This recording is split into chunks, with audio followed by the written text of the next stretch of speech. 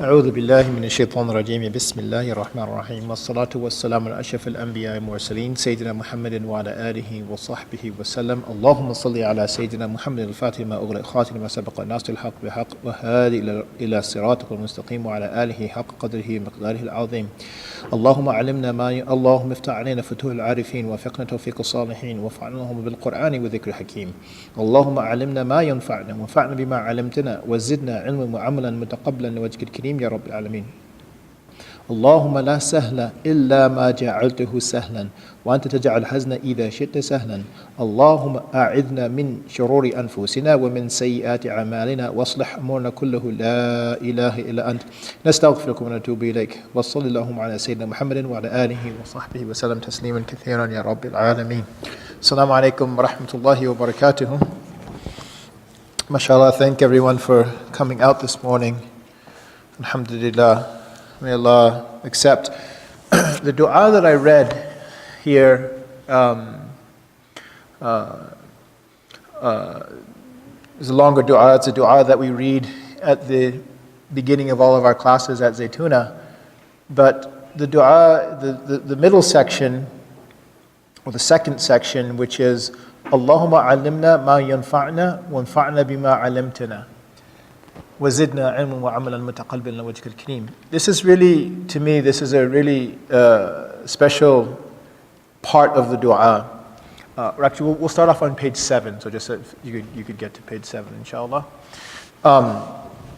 Because the dua here is, Oh Allah, teach me that which is beneficial, but benefit me from that which you have taught me. And there are two different realities, right? One is to take beneficial knowledge, but the second is what are you going to do with it, right? And one of our teachers said it's like going to the doctor and you get the prescription and you know it's beneficial and then you say, Bismillah, and you put it in your pocket, right? And you don't act upon it. So this idea that knowledge is not for the sake of knowledge, that's not our tradition. Knowledge is not for the sake of knowledge, that is not our tradition. Our tradition is الَّذِينَ آمَنُوا وَعَمِلُوا الصَّالِحَاتِ. That they believe, and through that belief, yani is the attainment of knowledge, acquisition of knowledge, and then they act upon it. And the acting upon it is, because at times we may get caught up in I need to learn more, I need to learn more, I need to learn more. And alhamdulillah, that's a good intention, no doubt at all. But at the same time, we have to be people that are going to put into practice what we learn. And Ali radiallahu anhu, no, it's a hadith. The Prophet ﷺ said that man amila bima alima أورثه الله بلا علم. That the Prophet ﷺ said in a hadith that the one who works, puts into practice what he knows, that Allah will give him knowledge of that which he doesn't know. The one who acts upon. That shows you how important the application. Because we can't just be people that are acquiring knowledge, so to speak, right? And not acting upon it, because then it becomes a proof against us on Yawm al-Qiyamah. Right? It becomes a proof against us on Yawm al-Qiyamah. Can I get some water, inshallah? And so, that is something that we want to be, absolutely cognizant of when we engage in anything that we do. That we want to be people of practice. Because the other thing is that it protects us from pride about how much I know. Because how much you know really doesn't mean anything if you don't put it into practice. And as I said, it actually will be a proof against you. MashaAllah, thank you, Ali. Alhamdulillah. So I just wanted to think about that. Again, we're dealing with this text, and we said it was more of a manual. There was a part last night in the book that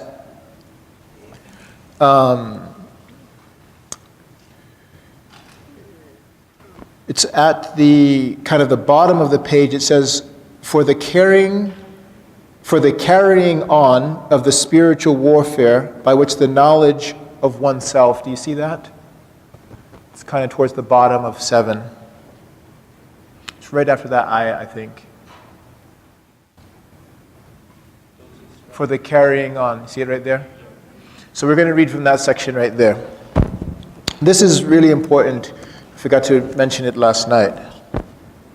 It says, for the carrying on of the spiritual warfare. Remember we were talking about this last night? About this concept of the mihrab, and it's a place where haraba is the root of the word, and it's a place where actually warfare is conducted, but it's a spiritual warfare, and that's what really we are engaged in. Kind of trying to repel the constant onslaught of shaitan and his groupies, if you will, that are looking to breach the masjid, we'll call it. I want to say citadel, but it's a different religion. You can laugh at my jokes, it makes me feel better. Knowledge of oneself and of God is to be attained, right? So if we want to have knowledge of ourselves, we want to have knowledge of Allah subhanahu wa ta'ala, then we have to engage in this spiritual warfare, he says. Now this is really interesting what he says. He says, look at this analogy he wrote, and this is this idea of knowing ourselves. This is still a chapter about knowing ourselves. So basically what he's going to do in this chapter is know yourself. And then through knowing yourself, then you can come to know Allah subhanahu wa ta'ala. And that's why the next chapter is knowledge of God. So if you know yourself, you know how what you have. Inshallah, we'll go into that. But he says, look at this. The body is the kingdom. He says your physical body is the kingdom, right? So you're trying to protect your kingdom, right?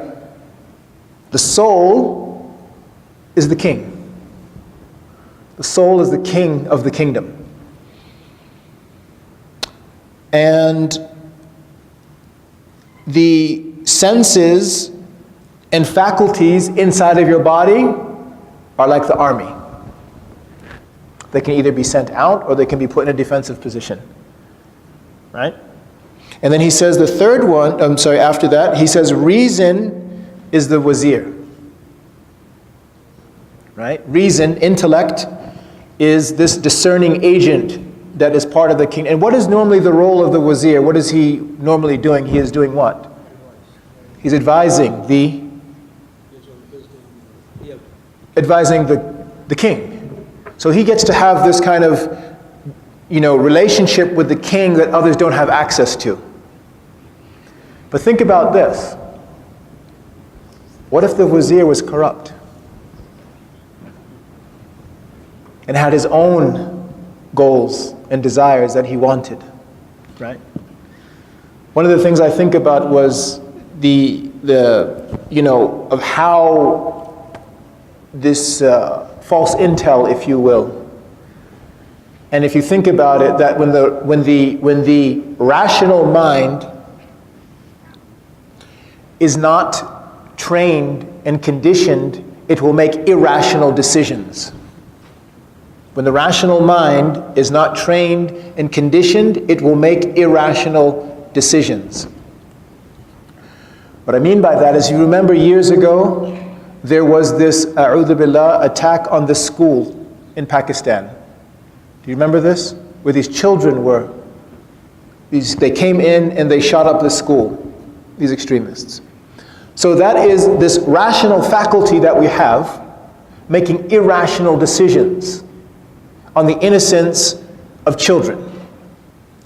Now you juxtapose that to the reality of when the rational mind is disciplined, the types of decisions it makes and understands through the deen, through its relationship with Allah subhanahu wa ta'ala, is such as Umar ibn Khattab, who as Amirul Mu'mineen would walk through the city of Medina seeking out children to make dua for him. Now why would he do that? Why would he do that?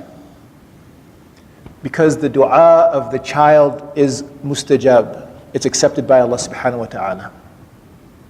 You see that? He sees an asset in every single child because Allah subhanahu wa ta'ala has no hisab for a child until they reach the age of bulugh, until they reach pubescence or puberty, if you will. So he sees them as an asset because his rational mind is what we talked about yesterday, receiving its information then from the pure heart. If it is pure, the entire body is pure.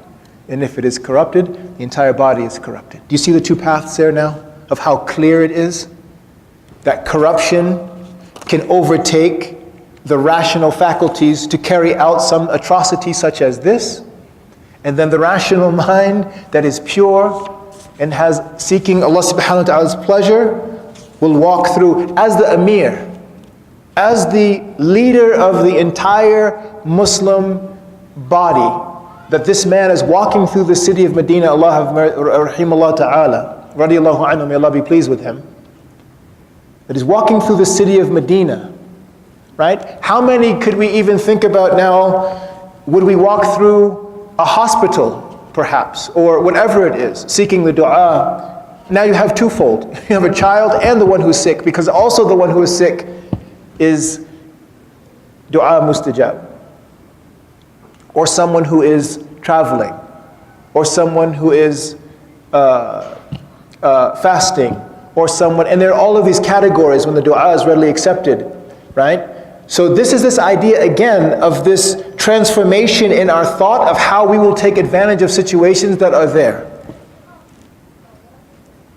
To have the maximum capitalizing the maximum return on a situation that Allah subhanahu wa ta'ala places us in. Because all of you that have studied to get your MBA, you know how to do that in business. Right or wrong. You're looking to maximize the ROI.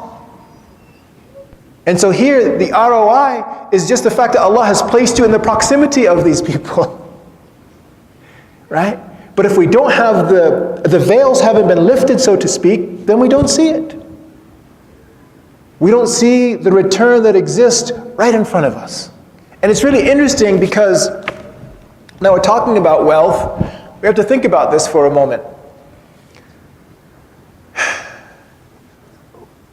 If we're fretting about our wealth, we can think about that perhaps on one level, which is a material level. And alhamdulillah, rightfully so. We should look to be in a state where we are sound financially, we can take care of our families, and even leave them a sound inheritance, because that's one of the rights that a child has over a parent. One of the rights that a child has over a parent is that the parent leaves the child a strong inheritance, a sound inheritance. However, if we're looking at wealth then from a spiritual reality, how wealthy are we? How wealthy are you today just from the 2 raka'ats that you prayed before Fajr?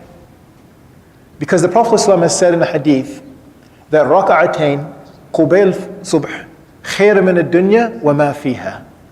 That the 2 raka'ats prayed before Fajr are better than the dunya and all that it contains. Imagine that going into your bank account.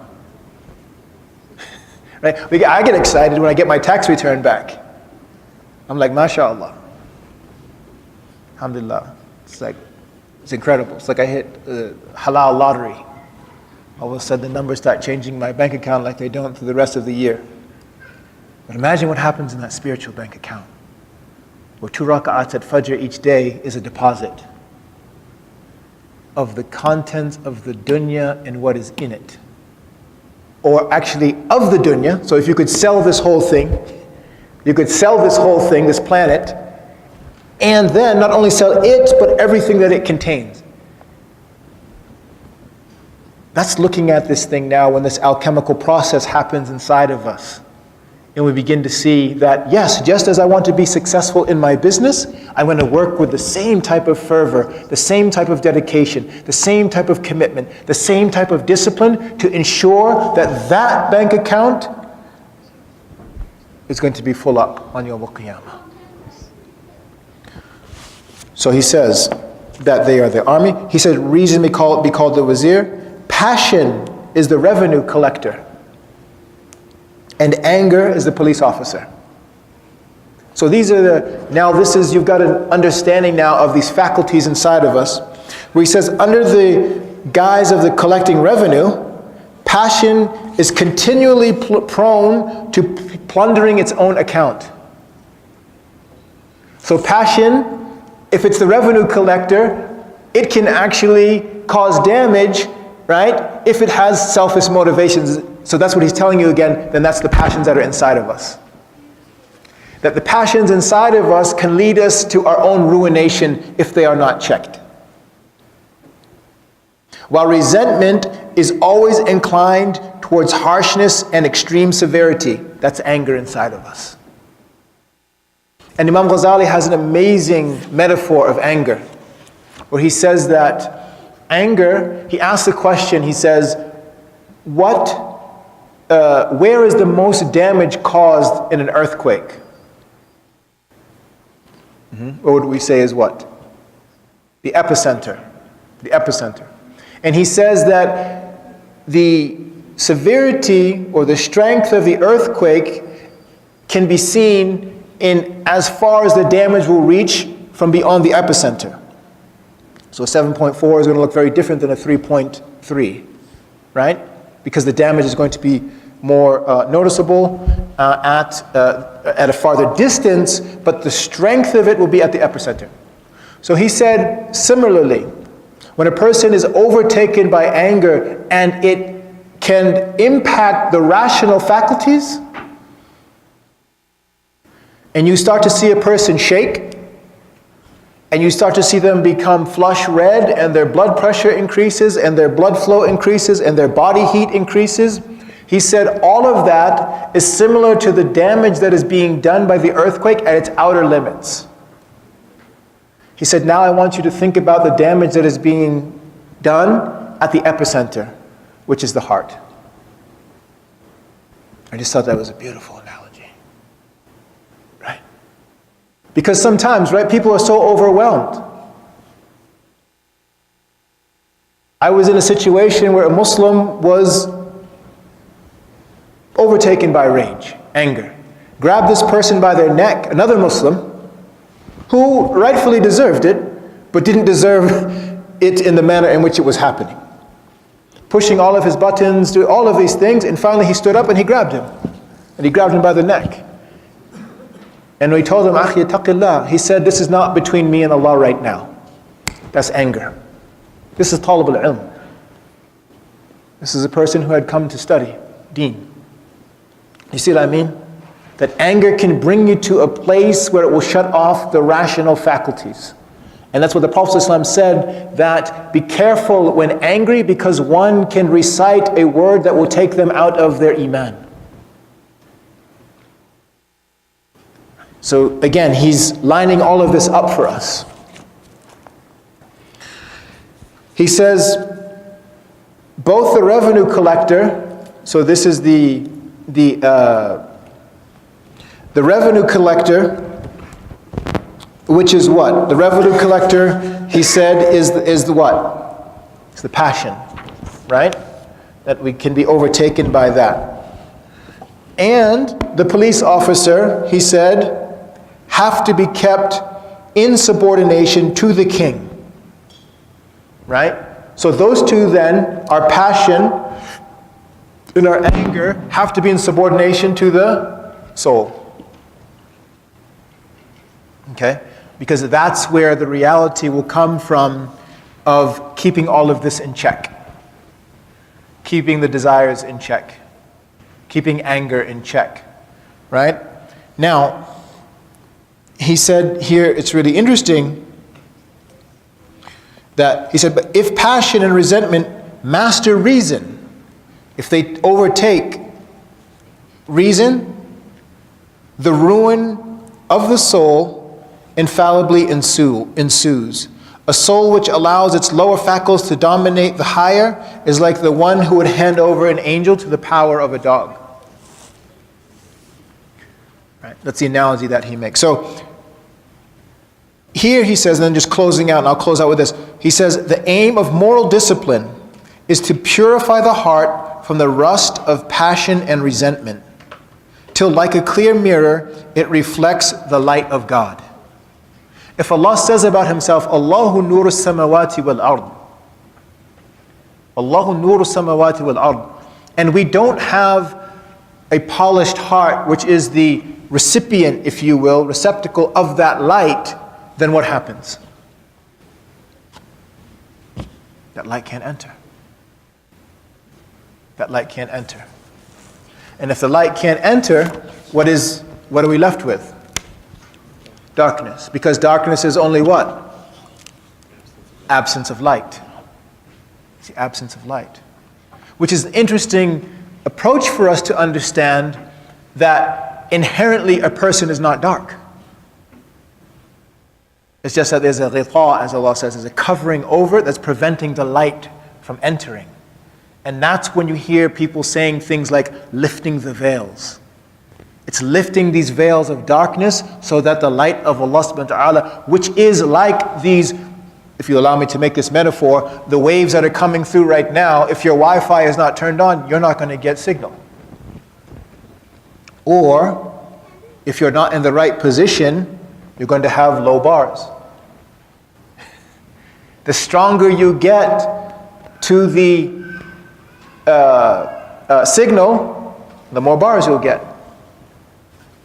Right? So you have to do certain things physically, right? To make that happen. You have to do certain things physically to make that happen, to get closer to the light of Allah subhanahu wa ta'ala. Leaving backbiting. Leaving lying. Adopting honesty. Being willing to make sacrifice beyond just some nominal commitment to writing a check to an organization. Although that be good, yes, no doubt. But beyond that, what sacrifices we can make. And greater the sacrifice, what do you think? Stronger the bars. The greater the reward, exactly. The greater the reward. Right? That's the reality that we're dealing with right now. That's the reality that we're dealing with. So that sets us up now for understanding ourselves. Now if we want to talk about understanding ourselves, the understanding of self, inshallah ta'ala, should lead us to who is Allah subhanahu wa ta'ala. Okay?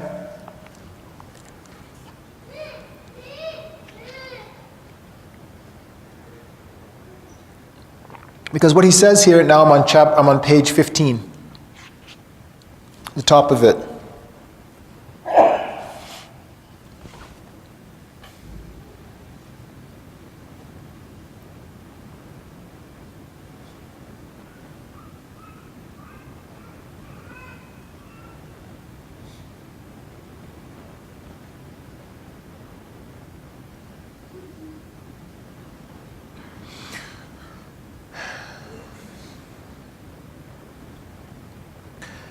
So, this idea of this concept here, and he says, it's mentioned here that it's a well-known saying of the Prophet ﷺ. Imam Nawawi and others have said actually this is not a hadith. It's attributed to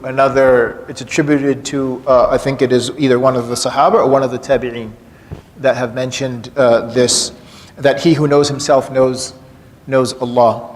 And what they mean by that is that, as he says here, that is by contemplation of one's own being and attributes, man arrives at some knowledge of God. Right? That man arrives at some knowledge of Allah subhanahu wa ta'ala. When you know yourself, when you know these types of attributes of yourself, that you'll come to know Allah subhanahu wa ta'ala, as we talked about yesterday, of His power and wisdom and creative ability and these types of things such as this. But he said here, when a man considers himself, he knows that there is a time when he was non-existent. That's what we talked about yesterday, the verse that we talked about yesterday, right? It's written in the Quran, and this is the verse here. It does not occur to man that there once a time when he was nothing. That's the verse, that's the opening verse of Surah Al-Insan. هَلْ أَتَى عَلَى الْإِنسَانِ حِينٌ مِنَ الظَّهْرِ لَمْ يَكُنْ شَيْئًا مَذْكُورًا. That's what he's talking about there, right? So if you know yourself, that you didn't exist at some time, And then Allah subhanahu wa ta'ala brought you into a state of existence from a state of non-existence. Now you have understanding of the creative power of Allah subhanahu wa ta'ala. That applies not only to you, but to every single thing that you see, and every single thing that you haven't seen, and every single thing that you will not see. You have the understanding of knowledge of Allah, all of these attributes, right? Now this means that you know Allah subhanahu wa ta'ala through His attributes experientially because you understand them in yourself. I exist by the will of Allah. Allah willed for me to exist. Allah had a will for me to exist. And then you understand the qadr of Allah subhanahu wa ta'ala and the qada of Allah subhanahu wa ta'ala. The qadr is to bring that will into existence, which is done by qada. So now you're moving through the attributes of Allah subhanahu wa ta'ala in a way that you haven't in your life prior to this. And you begin to know Allah subhanahu wa ta'ala and understand Him now in a way that when you move out and look at things like this, you can begin now to apply this formula.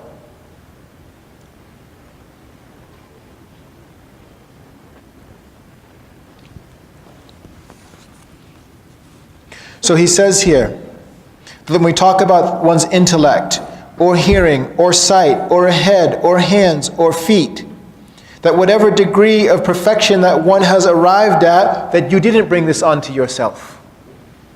It's all from Allah subhanahu wa ta'ala. All of the ni'am, all of the benefits, the blessings that we have are from Allah subhanahu wa ta'ala. And that's the ayah of Quran, هَذَا مِن فَضْلِ رَبِّي. So you take it back to that. Everything, your intellect, which then would lead you to what? Would lead you to your job. Your job would lead you to what? To being able to finance a home, to being able to purchase a car, to being able to get married. All of that then is traced back to its source. What is its source? هَذَا مِن فَضْلِ رَبِّي. So now it removes any aspect of the self out of the equation. And one is in a complete state of shukr, of gratitude to Allah subhanahu wa ta'ala. For one, bringing him into existence, and then two, facilitating all of these things for him. So this is now moving from knowing the self to knowing God through the self.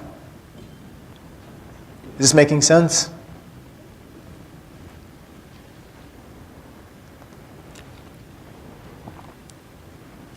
So again, if you move down the page a little bit here, he says, he finds in his own being, reflected in a miniature, if you will, so to speak, the power, wisdom, and love of the Creator. Power, as I said, to bring you from a state, to bring you into existence. Wisdom, to create and fashion you in the manner in which you are, for how you look right now. It's just one aspect of it. And then love, which I said is to deal with you with love. To deal with you with love. So as we know these things inside of ourselves, then we will come to understand Allah subhanahu wa ta'ala. I'm on page 16 now. It starts off, when a man further considers.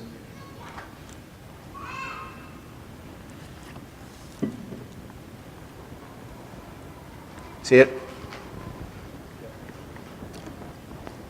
When a man further considers his various wants of food, lodging, etc. are amply supplied from the storehouses of creation, he becomes aware that God's mercy is as great as His power and wisdom. So again, when you read the hadith that says that the provisions of the human being are facilitated for them 50,000 years before they are even created, you begin to understand then what all of this means in respect of what you are given and what you are provided.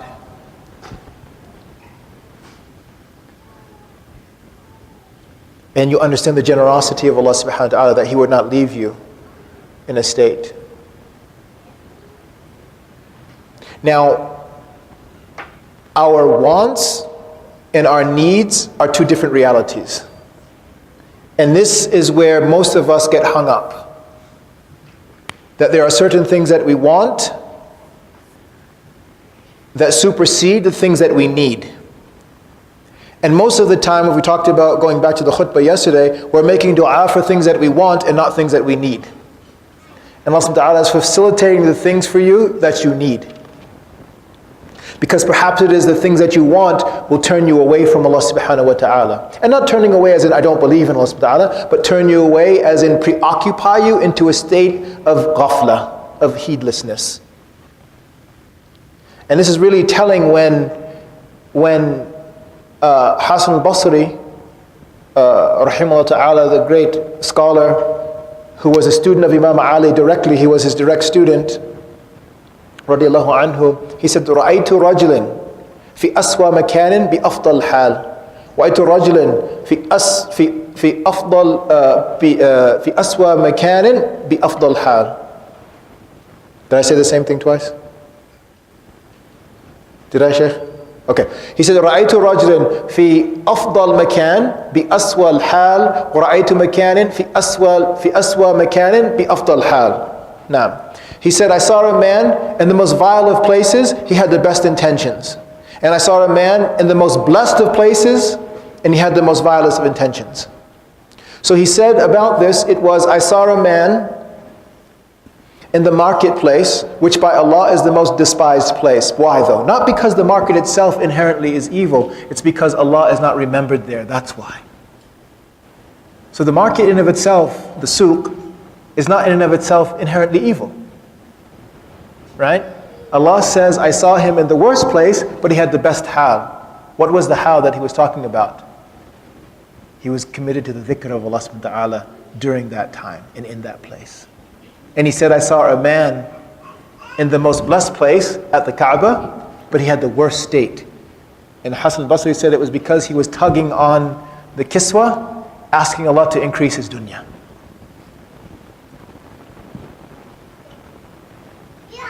What we want and what we need are two different realities. And this is where we get hung up.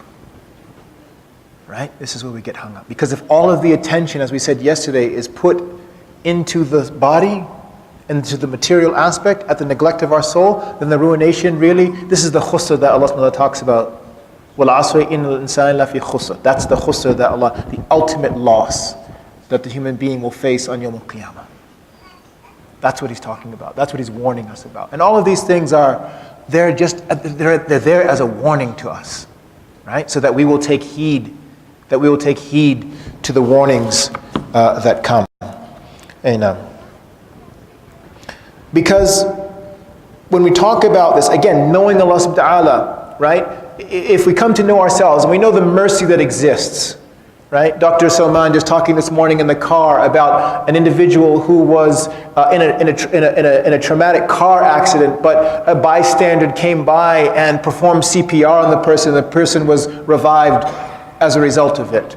Or whatever stories we hear on the east, people jumping into the Potomac River when a car flipped over off of the bridge, and they have to crack through the ice to pull the person out of there. Or a person running into a fire to save complete strangers.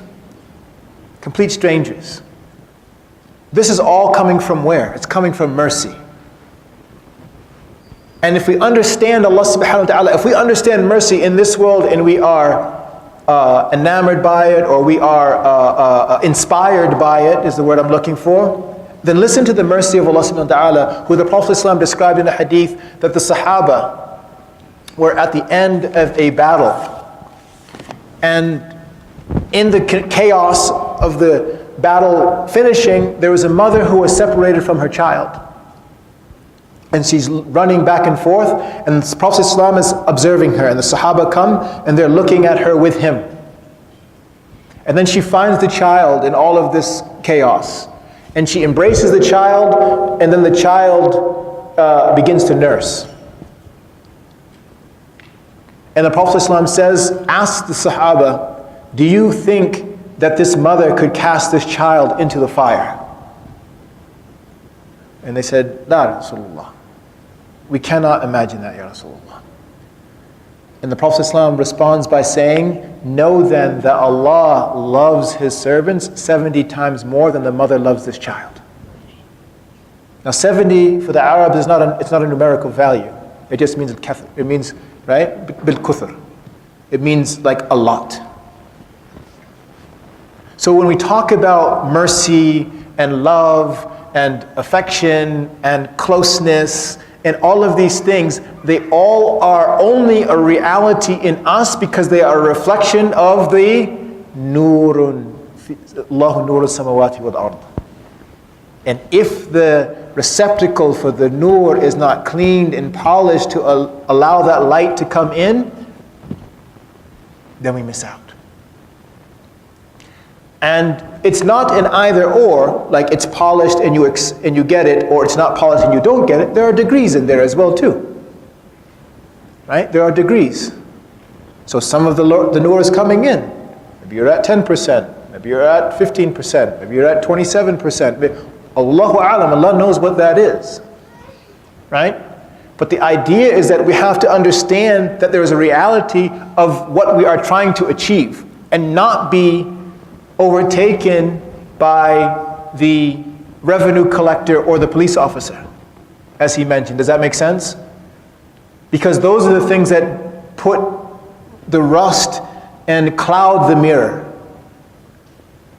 right? And they cause this confusion inside of us, confusion of wants and needs and all of these things that are going on inside of us, which ultimately to distract us from the ultimate aim, which is the pleasure and knowledge of Allah subhanahu wa ta'ala. Imaam. So he says here, thus from his own creation man comes to know God's existence from the wonders of his bodily frame, God's power and wisdom, and from the ample provisions made from his various needs, God's love. In this way, the knowledge of oneself becomes a key to the knowledge of God.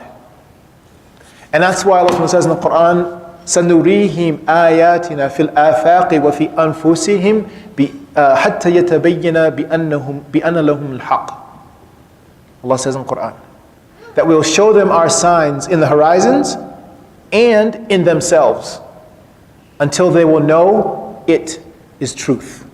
The it here, the pronoun, by most scholars, refers back to the Quran. Right? That we'll show them our signs in the heavens and in the earths and in within themselves. So this is the thing that when the scholars have said that to know oneself is to know Allah, meaning that to know His attributes and be able to attach certain aspects of your life directly to the attributes of Allah subhanahu wa ta'ala that are manifested in your life.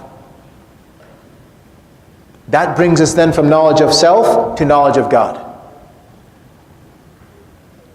And now the process, that alchemical process that he talks about, which is this book, is underway.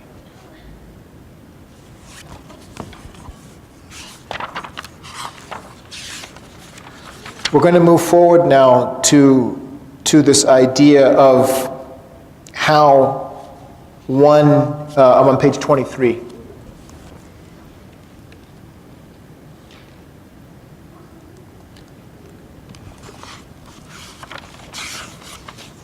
We're going to go to 11:30, correct? Not 11:33, not 11:27.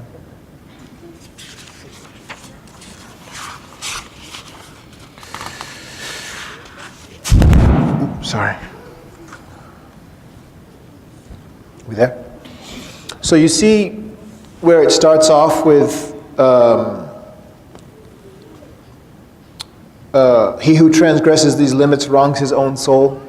So he's talking about here now about people who have a misunderstanding of their relationship with Allah subhanahu wa ta'ala, and he brings it through 6 categories. He brings it through 6 categories of people. So he says then,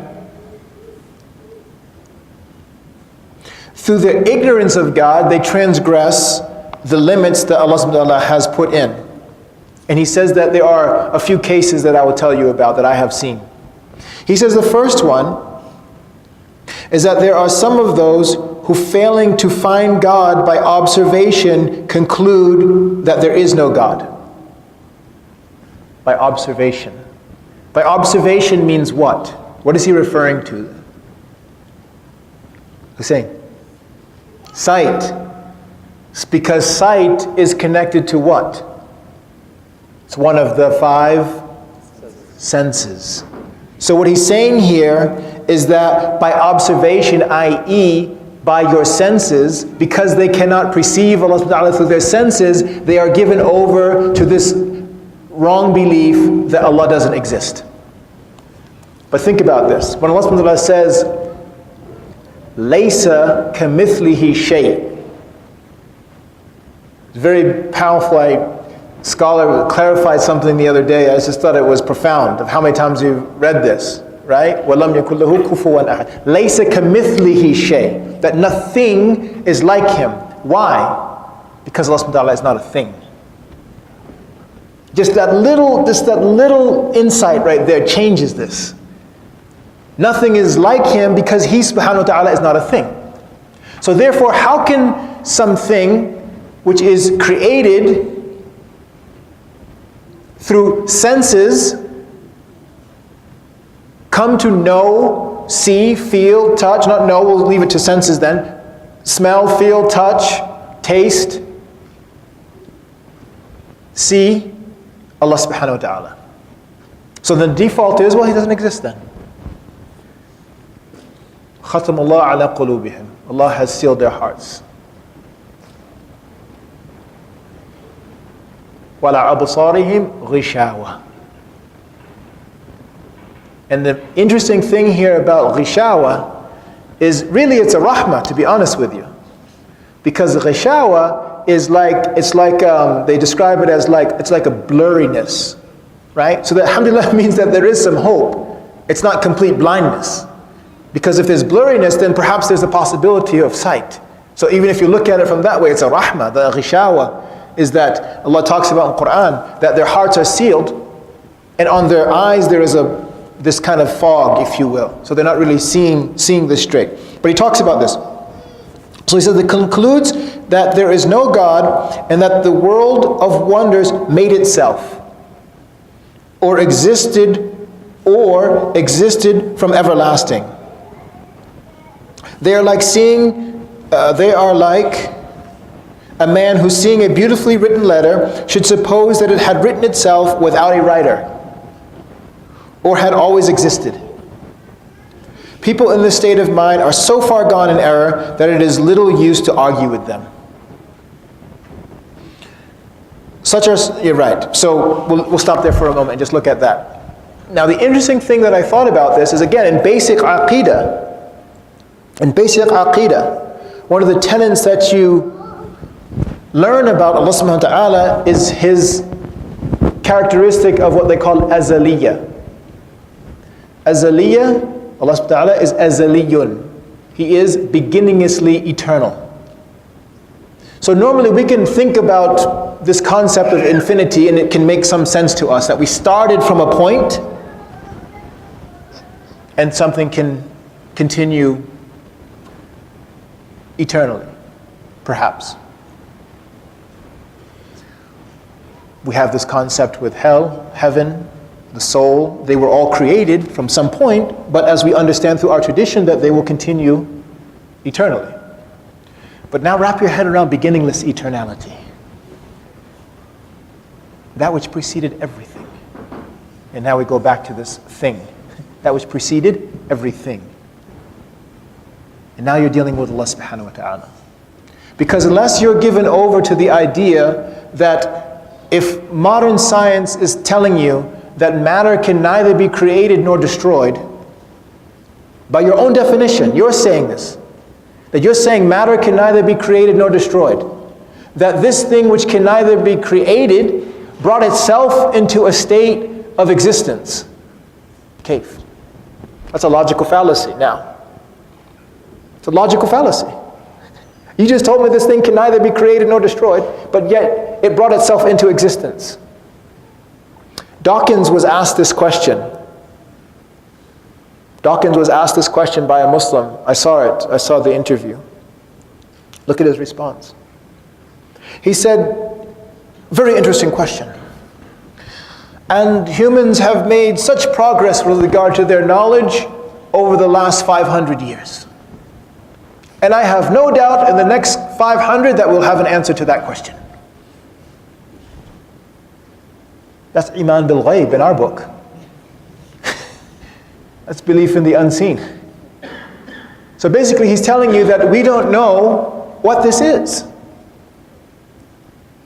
But we're going to continue on this. But the crazy thing is that there's constantly this claim that the people of faith are crazy for believing in something that is so far imaginable that no one could even, accept it. But yet I'm supposed to believe your contradictory claims that are logical fallacies about matter creating itself, but you're sane and I'm insane. Okay. So let's wait until Yawm al-Qiyamah and we'll see who's right. And like he says here, at that point, it's no business in arguing with that person. You're not going to get anywhere. If you can't even accept the fact that you've contradicted yourself, we don't need to continue having a conversation. And until you can prove to me that matter created itself, I don't need to have a conversation with you. There's no benefit in it. There's no benefit. Number 2, he says, some through ignorance of the real nature of the soul repudiate the doctrine of a future life, in which man will be called to account and rewarded or punished. They regard themselves no better than animals or vegetables and equally perishable. Meaning that we're just here and there is no resurrection or this. So Allah subhanahu wa ta'ala sent the 124,000 Anbiya and the Rusul that are mentioned in the Quran, which are 9, all of them claiming and warning and educating about this, but yet because you've come to the determination that there is no afterlife and there is no resurrection and there is no accountability, then that makes it true. So I said to my friend after I took my Shahada, we were sitting at the beach on the back of his tail of his pickup truck. And I said to him, so he was raised as probably agnostic, I would say, maybe not even atheist, but he was just raised without any religion. And so I said to him, what if what you say is true and that we just become dust after we die? Nothing gained, nothing lost for me, because alhamdulillah, I enjoy the life that I'm living right now. I actually enjoy the way that I live right now. So, okay. But what if you're wrong? What if you're wrong? Are you willing to wager all of this on the claim that you're right? Because I can still continue to live the way that I live and be turned to dust, alhamdulillah. Or I continue to live the way that I live and I face all the realities that I know from my tradition. And whether it's whatever tradition it is, it's not just the Muslims that are saying it. I said, so really think about that. So then he looked at me and he said, well, no, you know what? If I ever become a religion, you see what he said? He said, if I ever become a religion, I'm going to become Islam. Trying to say that if I ever believe in God, I'll become a Muslim. Allah yadihi wa lana jami'an. Allah guide him and all of us, inshallah. So, that's number 2. Number 3, he says, some on the other hand believe in God and of a future life, but with weak belief. They say to themselves, God is great and independent of us. Our worship or abstinence from worship is a matter of entire indifference to Him. Yani, what does it benefit Allah if I worship Him or I don't worship Him? He says, their state of mind is like the sick man who, when prescribed a certain regime by his doctor, will say, well, if I follow it or I don't follow it, what does it matter to the doctor? SubhanAllah, he's so brilliant. It certainly does not matter to the doctor, but the patient may destroy himself by his disobedience. Just as surely as unchecked sickness of the body ends in bodily death, so does uncured diseases of the soul end in future misery.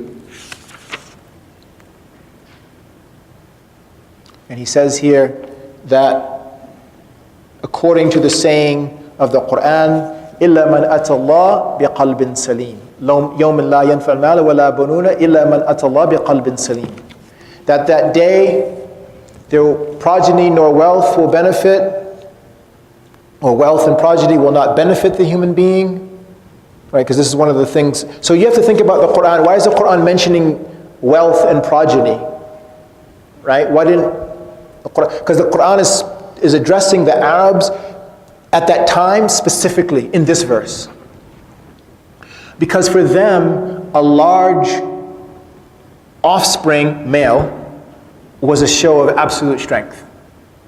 Like the more male children you had, for obvious things, for battle, for commerce, trade, travel, these types of things like this. That's what it's speaking to them as, because they took pride in how big their families were, and then obviously how much wealth they had, which was a direct result of that size. So what Allah is saying is that it doesn't matter how many children you have, it doesn't matter how much wealth you have. The only thing that matters on Yawm al-Qiyamah is the one that comes to Allah with an upright heart. And that's why He's saying this. That it's not this indifference of, well, if I pray, if I don't pray, Allah knows what's in my heart. That's not what the command is. The command is to pray. Whether you think Allah needs it or doesn't need it, that's something that we need to have figured out a long time ago. That's not what the affair is about. We're not in some sort of transactional relationship with Allah subhanahu wa ta'ala that I pray and therefore because I've given that part over to it, now I'm in a good relationship because I've given something to Allah. No, abadan. So the fourth one he says is the type of he said this is a type of disbelief that he says the law tells us to abstain from anger and lust and hypocrisy. This is plainly impossible, for man is created with these qualities inherent in him. You might as well tell us to make black white. He said these foolish people ignore the fact that the law does not tell us to uproot these passions, but to restrain them within due limits, so that by avoiding the great sins, we may obtain forgiveness of the smaller ones. Because even the Prophet ﷺ said that I am a man like you, and I get angry like others. But what was his anger like? That's the question we have to ask. I'm sorry, we're on page 24, did I not say that? Okay, I'm sorry. Fifth class, he says that they lay stress on the beneficence of Allah subhanahu wa ta'ala, and we've heard this before, ignoring His justice, saying to themselves, well, whatever we do, Allah is merciful. Allah ghafurur rahim. Right? You've heard that before. And one of our teachers said that you would not take money from your parents just because they are wealthy. You would not unjustly take wealth from your parents solely on the fact that they are wealthy. So therefore don't disobey Allah subhanahu wa ta'ala solely because He is ghafurur rahim. Because He is the most merciful. Because what we forget, He's also shadid al-iqab. He's also intention His punishment. And He's also al-adil, just. He's also al-hakim, wise. He's also khabir, informed. He's also alim, all-knowing. So He knows the realities of why you are or are not doing something. We can work to delude ourselves and deceive ourselves of those things, but you're not deluding or deceiving Allah subhanahu wa ta'ala at any point. So when you come to Him, He's going to address you in the reality of why you did or did not do something. Right? Not in the deluded state that we like to bring to ourselves. And the interesting thing about delusion, which I thought is very, very clarifying, is that the difference between illusion and delusion is that illusion is something outside of our bodies that we see that is not there. And delusion is something inside of our bodies that we see that is not there. right? MashaAllah, I'm so pious. That's not an illusion. It would be delusion if it's not there. It's something you see inside of yourself that is not there. I'm so charitable. Well, or I'm so patient, as my sheikh specifically told me. He said, if you want to know at any point in your life if you're patient, ask your wife. Ask your wife. And they'll give you the true answer. So alhamdulillah, we can give all kinds of khutbahs and all kinds of talks on sabr, and brother, the value of sabr, and the, mashallah, the benefits of sabr, and the conditions of sabr, and all of these things. And again, what we started off the program with was what? Having knowledge of it is not the end. Applying it is the end. Having knowledge of it is the means. Applying it is the end. So in the sixth one he said this is a very deluded group, that he says that the sixth class of this is a claim to have reached a degree of piety that sin cannot affect them.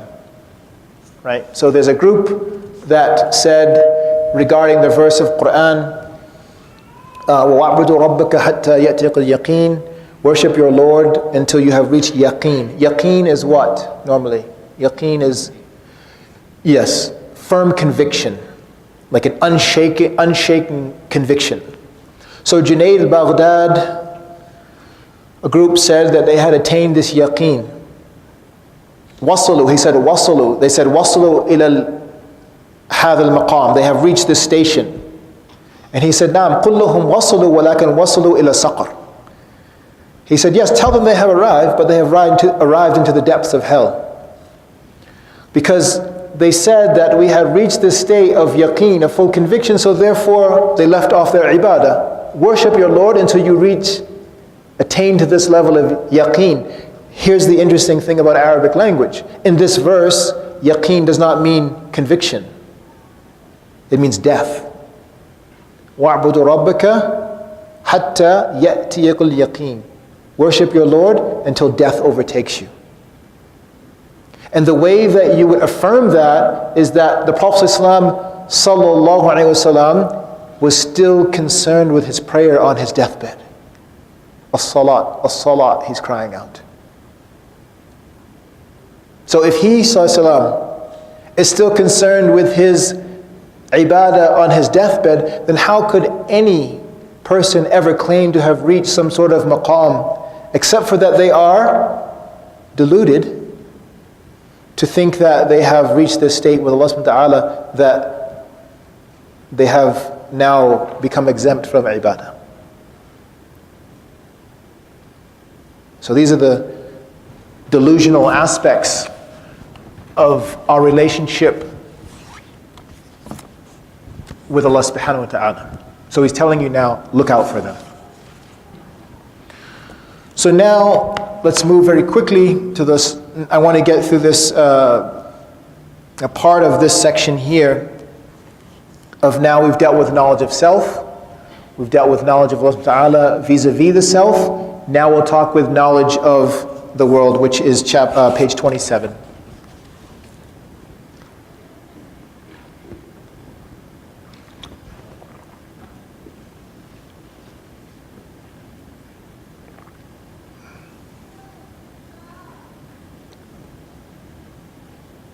So he gives a very beautiful analogy. He says that this world is a stage or a marketplace passed by pilgrims on their way to the next. It is here that they provide themselves with provisions for the way. Or to put it plainly, man acquires here, by the use of his bodily senses, some knowledge of the works of God, and through them of God himself, of Allah subhanahu wa ta'ala. So, we want to think about this. That it's interesting, he says that as long as his senses remain with him, as long as we have our faculties, he says, then the person is of this world. And when they depart from this world, and those essential attributes are no longer there, and then he's said to have gone into the next world. Now what I thought was really interesting, I thought about this, I said, subhanAllah, Imam Ahmed and others, they narrate a hadith on the Prophet ﷺ who says, اذكروا الله حتى يقولون مجنونا, or حتى يقولوا, because the noon is taken off from the hatta. It's part of my grammar, Imam. Alhamdulillah.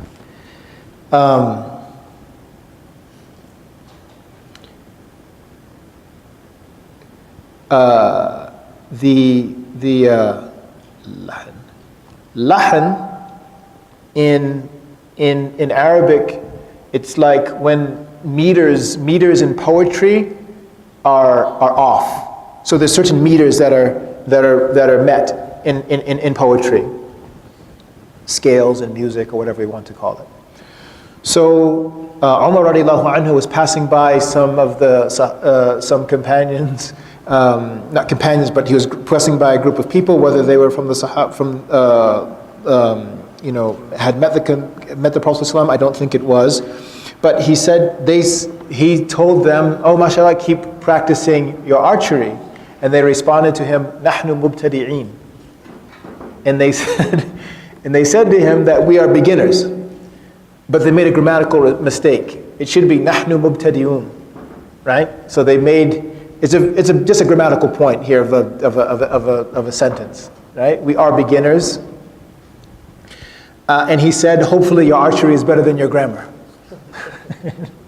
It was very offensive to someone to especially the Arabs who took such pride in their language, right? To make such a very obvious, which perhaps, they had come from a place where Arabic wasn't their mother tongue. Allah Ta'ala alam, Allah knows best, but just thought that was interesting that he responded that way. Now the reason why I saw this hadith was really interesting is that the Prophet ﷺ is saying, make dhikr of Allah until people consider you insane, majnoon. So this idea of being in this world and having all of our faculties and being of the next world when our faculties are not there, where does that put you? That level of dhikr. It's as if it becomes this causation to transcend out of this space because you've now lost your faculties, if you take this of what he's saying there. Sound faculties keep you in this world. When you lose your faculties, you transfer to the next. Prophet ﷺ is telling you, remember Allah to a state that the people will say that you are crazy. So, inshaAllah, that is showing you now, again, of what I told you, of how we can most benefit from our time here in this world.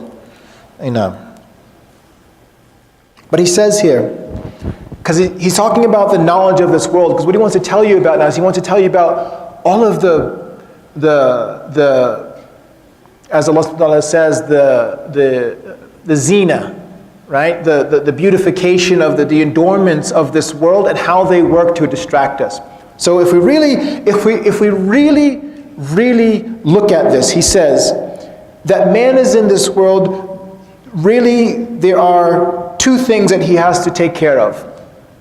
The protection and nurturing of his soul. He said the essence, that's really it. And then he says, he says the protection and the nurturing of his soul, and the second one is the nurturing of his body. The proper nourishment of the soul, as above, is shown in the knowledge and love of Allah subhanahu wa ta'ala. And to be absorbed in this love of anything other than Allah subhanahu wa ta'ala, he says, will bring a person to ruin. And then he says, as for the bodily needs, so that's the soul, he said. And he says, as for the bodily needs, he says, really there's only three. He says, it's food, clothing, and shelter.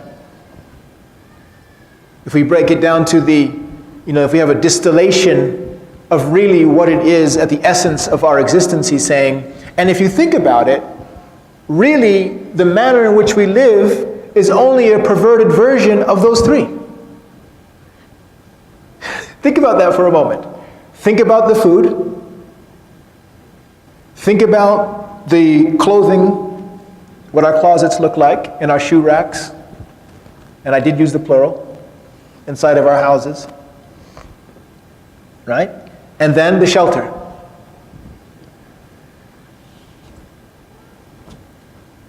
It's really interesting because now again we move from the reality of wants and needs and asking ourselves this question.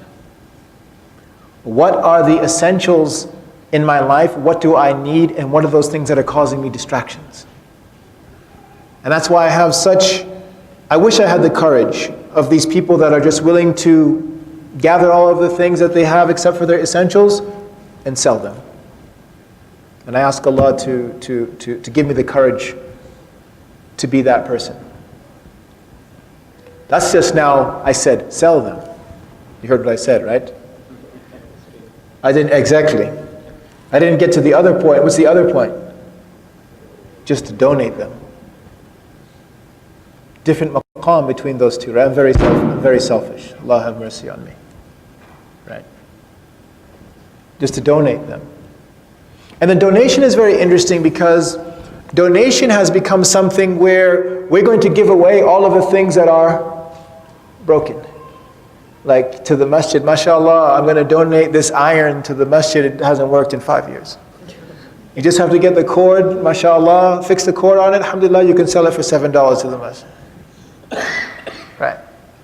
And then you look at the people when Umar or Uthman or when Abu Bakr, they're coming to outfit at one of the battles. Omar comes because Omar was constantly putting into practice, to be competing with Abu Bakr in terms of good deeds. And he was always outstripped. He was always outstripped by Abu Bakr. He said, this day, I got him. So he shows up, the Prophet ﷺ, Umar, mashallah, what have you brought? He says, Ya Rasulullah, I brought half of everything. Right? Imagine everything that we have right now, we can just half. This is for Allah and His Messenger. And the other half I left for my family. Alhamdulillah, that's a high maqam. It's a very high station. But now comes Abu Bakr. Ya Abu Bakr, what have you brought? O Messenger of Allah, I've brought everything.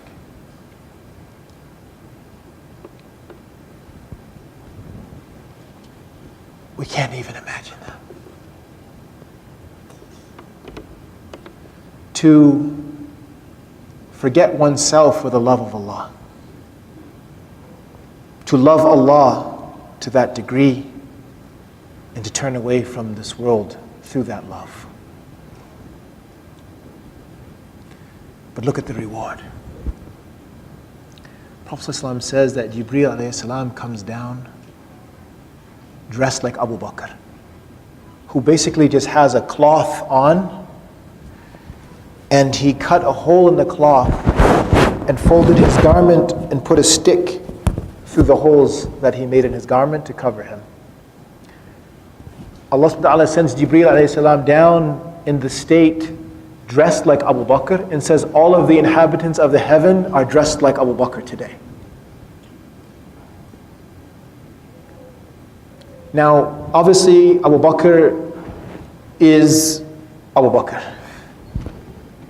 And the Prophet ﷺ says that if the Iman of the Ummah, think about that, of the Ummah, that means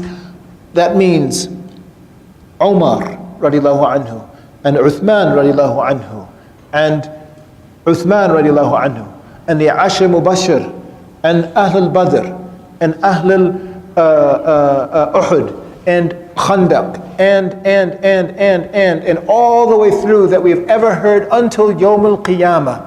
Prophet ﷺ said that Abu Bakr's Iman is greater than the rest of them combined. Like, how do you get to that state?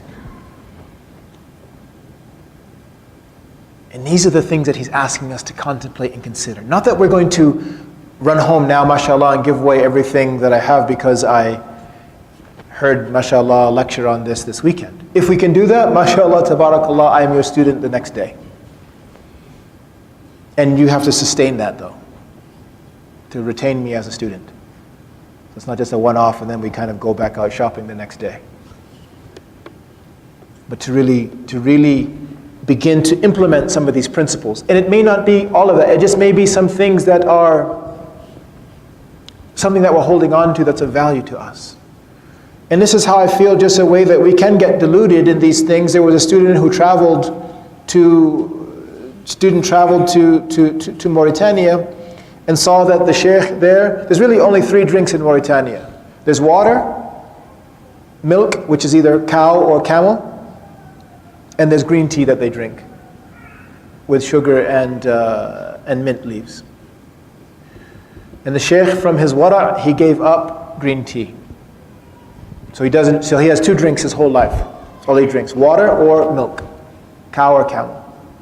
So one student came back, mashallah, with all of their vigor and inspiration. From this day forward, I will never drink tea again, mashallah. Now, I don't want to knock them, but what I want to say is that you have to look at that in terms of the context in which you are doing. Now, if you came to me and said, I'm going to donate my 2 cars of my family to the masjid and I'm going to ride a bike for the rest of my life, now you have my attention. But you're sacrificing green tea when you can go to juice bars and jamba juice and all of these other things is not equal to the sheikh's sacrifice of giving up one of 3 drinks that he can have for his life. Do you see what I mean by that? And alhamdulillah, it's a good place to start, but we want to start and we want to keep going. Right? If that's one step, alhamdulillah, it's a step in the right direction. But let's be careful before we start to give ourselves about the most piety award and have that up on our Facebook post or something like this as a result of it. You can continue to laugh at my jokes. Alhamdulillah. Imaam. So I'm on page 28 here. 5 minutes. Yeah, let's see. Okay, we can do it. He says that thus, the occupations and businesses of the world have become more and more complicated and troublesome. This is amazing. He's writing this in about 1105, of the Common Era. 1105, and he's saying that life is more, the world has become more complicated and troublesome.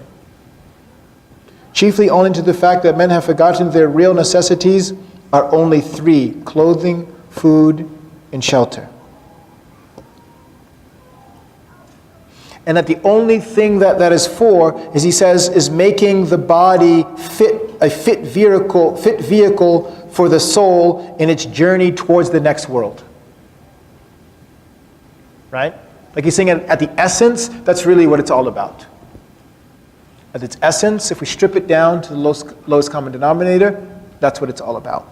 Now, one of the things that I hear quite a bit, I don't know if you hear them or not, but is you hear people talking about how they are not feeling their iman, so to speak, right? Or I'm not feeling this iman, or I'm not feeling this relationship with Allah subhanahu wa ta'ala, and so on and so on. So what one has to do is to come to realize that the bitterness that you're tasting right now is the reality of the dunya. Like that's what it tastes like. To engage oneself in work to a level of leaving off obligations to Allah subhanahu wa ta'ala, that's the bitterness of the dunya that you are tasting. So, for example, I'm in so many meetings, I haven't made any of my salat today. The bitterness you feel in your heart, that's the reality of dunya. And so, if it gets to a point where we say, I'll make them up at a later time, or I will, okay, alhamdulillah, that's a level. The other level is, in spite of all of these things, I'm still going to commit to what I've contractually agreed to with Allah subhanahu wa ta'ala. The other state is that this stuff is too complicated. I can't make a balance between these two. Shaitan is one. Shaitan is one. And then once he wins, he comes, now that if he's got you to leave this, he's going to work on other things in your life. And as he gets you to do things now that you never thought possible, it's only because it is happening incrementally and we didn't put a stop to it. That's really the trick. It's not happening, they say, bidaf' wahid. It's not happening at one time. Just all of a sudden you wake up in the morning and I find myself in this situation that I shouldn't be in. There are signs. Allah is too merciful. There are signs that are indicators that these things are happening. And we have to be cognizant of those signs. We have to be real with ourselves on those signs. We can't just reject them, right? They're not like a junk email that I just don't want to deal with, and I'm not going to deal with it. These are things that are dealing with the refinement of our soul in our relationship and the impact that has with us, with Allah subhanahu wa ta'ala, on Yawm al-Qiyamah. That's how we have to look at it. And that brings us back to the idea of it being a spiritual battle. You can't be neutral when you're in a battle. What's going to happen to you? You're going to get assaulted by somebody. Not that I've been in battle. I don't want to sound like, mashallah, I'm some hardened, veteran here. But that's a reality which I think all of us can understand, right, from a metaphor that is being used, or stories we've read, or things that we've seen. But that's the reality of it. That's the reality of it. Okay. No.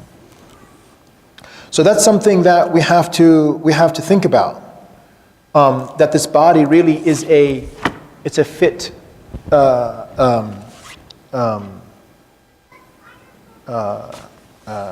vehicle for carrying the soul.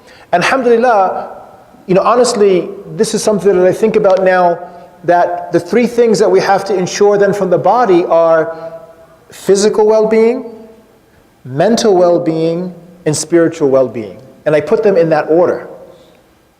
Because if you don't have physical well-being, your spiritual well-being is probably going to pay a price.